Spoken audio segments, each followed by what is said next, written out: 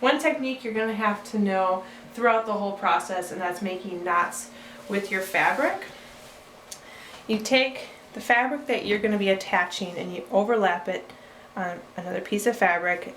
And my strips are about 2.5 to 3 inches wide, and they're not exact. I don't use a rotary cutter.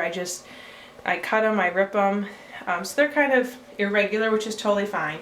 So I'm going to take one piece of fabric and lay it over the other piece, and then I'm going to fold it in half like that. I'm going to take my scissors, make a little snip, and then I open it back up, and it made a hole through both of the pieces of fabric. You can take the end of the one that you are attaching, the tail end of it, and you're going to put it up through that hole. And when you pull it, you have a knot. And that's how you connect all of the strips to make your rug. I'll show you a couple more, just so you can see it.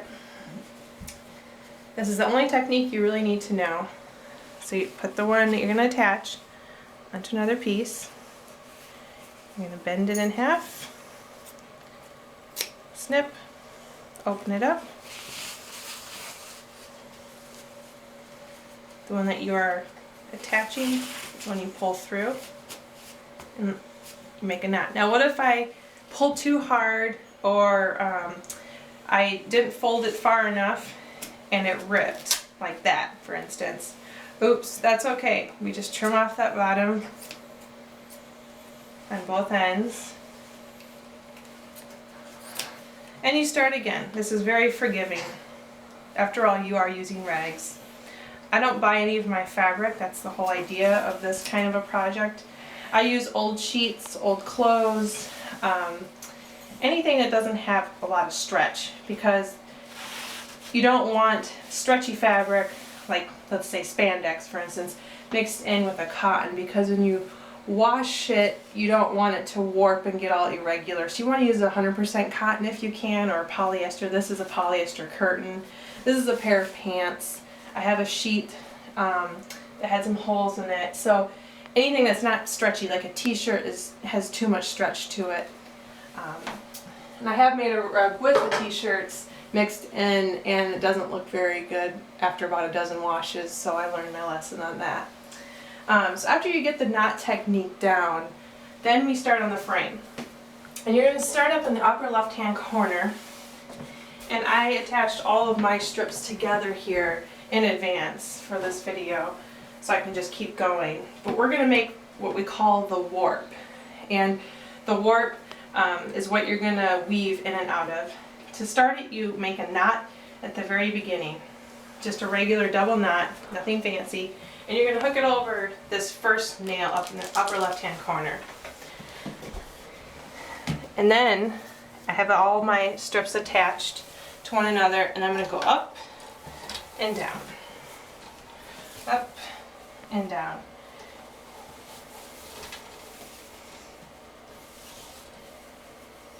Now I have my frame on a little wagon here, and I'll higher it up even more so I don't have to bend over nearly as far, but you want it to be a comfortable height for you. Now I made this in advance so it would work out evenly, but let's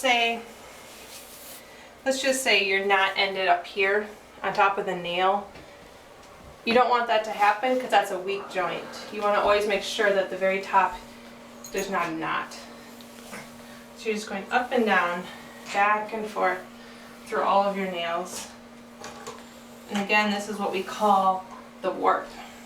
Now the fabric you choose for this, I usually use just a white or something that I have a lot of. Like this, these are all sheets here that have tears in them, or the elastic going out on the fitted sheet. But you don't want something like hot pink for a rug that you're going to make that's brown. You want it to blend, because you're going to see all of these at the very top and at the very bottom, this little strip of fabric at the very end of your rug.